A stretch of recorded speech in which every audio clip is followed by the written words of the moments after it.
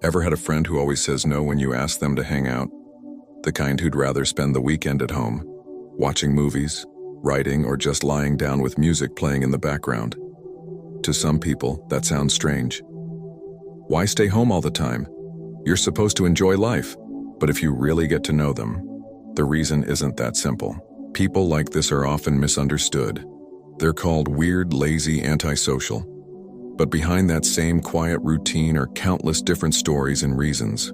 And among all of them, there are 5 types you'll see most often. Let's start with the first one, Type 1, the one shaped by life experience. Some people learn to love solitude, not because they want to escape the world, but because the world once hit them too hard. They used to be the reliable one, always there, always agreeable, always saying, "It's okay." But over time, that's like a rubber band stretched too long without ever being released. Eventually it snaps. At work, their voice often gets drowned out by louder ones. In friendships, they've learned that being together doesn't always mean truly being together. And in love, they've been exhausted from being the only one trying. Until one day, silence felt safer than explaining everything. Home became a small place to heal, a space where they could lie down without guilt, where they could think without being attacked.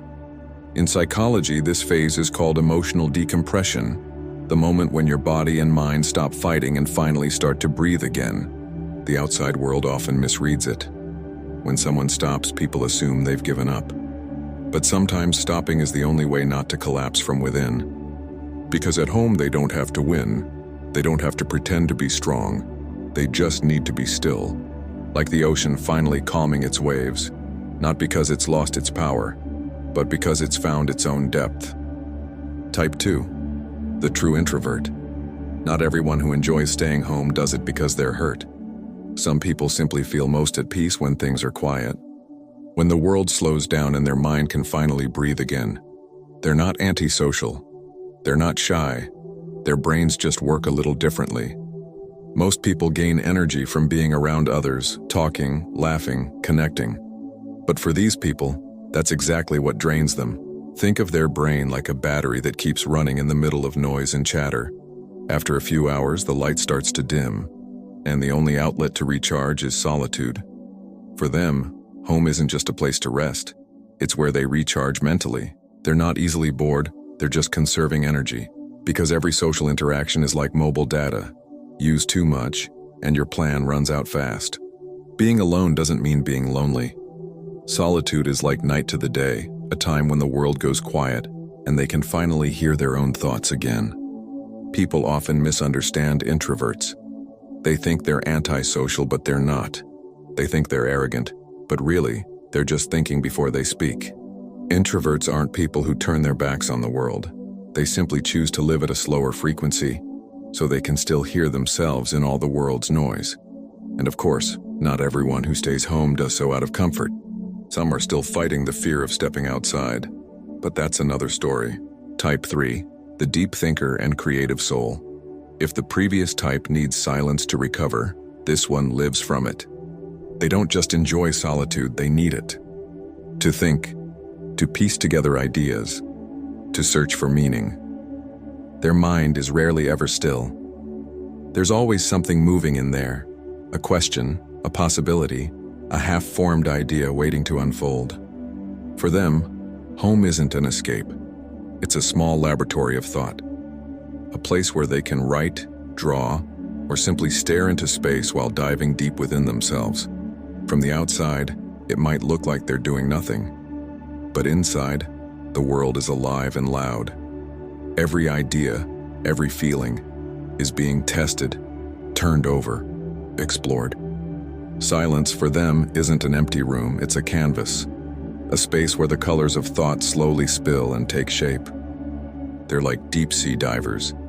Not everyone can go that far down because in the depths, the light fades and silence becomes a companion. But that's exactly where they find the pearls, the insights and creations that never appear on the surface. And like a diver, they know when to come back up. After spending enough time below, they return to the world carrying something new, an idea, a piece of art, a realization born from stillness. People often say they overthink, but really, they just see the same things more deeply than most.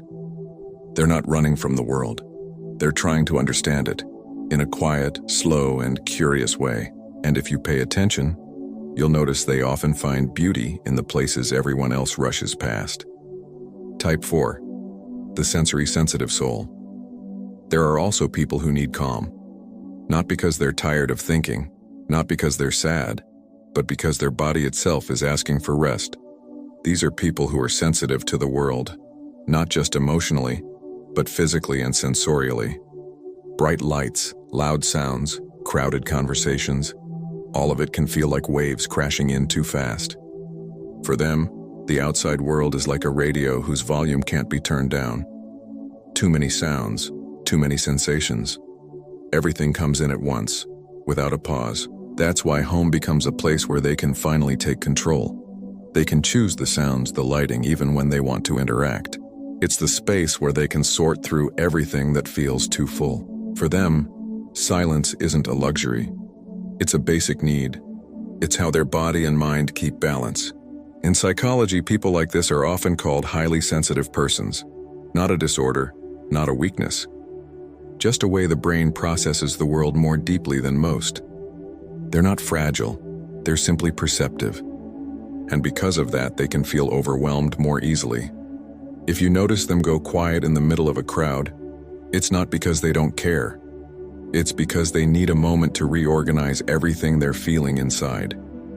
Home, for them, is like a mute button for life's noise, a place where the outside sounds fade and their inner voice can finally be heard again. Interestingly, people with this kind of sensitivity often have a deep capacity for empathy, because anyone who's easily overwhelmed by the world is usually also deeply moved by its beauty. They might cry at a breathtaking view, or feel touched just by hearing a beautiful song. The world hits them harder, both in its pain and in its wonder. And that's why, amid the chaos of life, home becomes their anchor, the place they return to so they can stay part of the world without losing their inner peace. Type 5, the mindful minimalist soul. There are also people who choose calm, not because they're hurt, not because they're tired, but because they've realized the world outside moves too fast. They're not drawn to drama.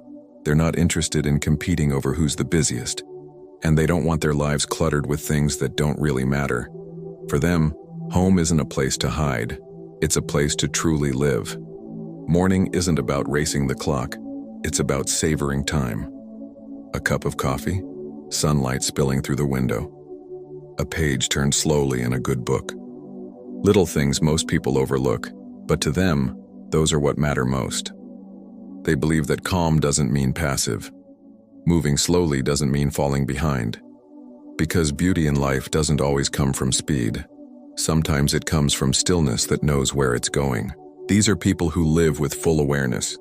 They know when to stop, when to move, and when it's enough to just sit quietly under the sky without guilt. From the outside, they may look ordinary, but inside, their world is neat, light, and content. Like someone standing at the edge of the ocean, they don't need to chase the waves to know the sea is beautiful. It's enough to stand still, to look, and to know they're exactly where they need to be. They live without needing to prove anything. No comparisons, no competitions. And because of that, they often seem the most at peace of all. When you think about it, people who love staying home come from all kinds of reasons. Some return home because they're tired. Some stay quiet because they need peace. Some dive deep into thought. Some are sensitive to the outside world. And some simply choose to move slower because they know not everything in life needs to be chased. But there's one thing they all share. They just want a space where they can be themselves. No masks, no pressure, no expectations. For them, home isn't just a place to live. Home is where the world finally stops being loud and the mind can breathe again. If you look closely, people who love spending time at home often seem the most at peace. Not because their lives are easier, but because they've stopped searching for happiness out there and started growing it from within. They've learned that peace isn't a gift from the world. It's something you nurture, slowly, in your own heart. And home, no matter how small or simple it may be, is the place where that process begins to grow. Home isn't just walls, a roof, or furniture. It's the space where you can finally stop running, where you can lay down the burdens you were never meant to carry. It's where the mask can come off without fear of judgment, and where silence can mean so much more than loneliness. Some find themselves again in that quiet. Some discover new direction in a single long, uninterrupted night. And some finally realize that it's okay if your life isn't always loud. Sometimes it's in the stillness that you can finally hear what your heart's been trying to say. Maybe you're one of those people who often gets asked, "Why do you stay home so much?" Or maybe you've even felt guilty for choosing quiet over company. But not all calm is a form of escape. Sometimes it's a kind of courage, the courage to choose a path few will understand. To slow down in a world that never stops running. Because in a world obsessed with showing happiness, it takes real bravery to be calm for no reason at all. For some people, staying out late and going everywhere is how they enjoy life. And that's perfectly fine. But for others, happiness means coming home early, making a cup of warm tea, sitting in the living room, and listening to the rain fall gently outside the window. They find joy in simple things, the smell of freshly brewed coffee, an old song played again, or the slow turning of a page in a book. They savor moments, not just time. And that's the difference. From the outside, their lives may seem quiet, but inside, many things are growing. Gratitude, understanding, and maturity. When you think about it, all the types we've talked about, the tired ones, the introverts, the thinkers, the sensitive souls, and the mindful ones, they all share one thing in common. They've stopped seeking validation from the outside world. They no longer feel the need to be everywhere, to join every conversation, or to be the most active person in the room. They understand that a person's worth isn't defined by how much they're seen, but by how honestly they live their own life. And home is the symbol of that honesty. It's the place where you can be the truest version of yourself. No performance, no extra roles. A place where you can finally pause, look inward and say, "Thank you. You've made it this far." So if one day someone calls you strange for choosing to stay home, just smile. They simply don't realize that you're building something, not a house made of bricks, but a home within yourself. A home filled with calm, balance, and a quiet sense of enough. A home that can't be seen from the outside, but one you can feel every time you close your eyes and know you're safe, right where you are. Because in the end, it's not about where you stand, but how peacefully you can stand there. And if home is the place where you can breathe without fear, then maybe it's more than just a place to live. Maybe it's a form of love. Love from you to yourself.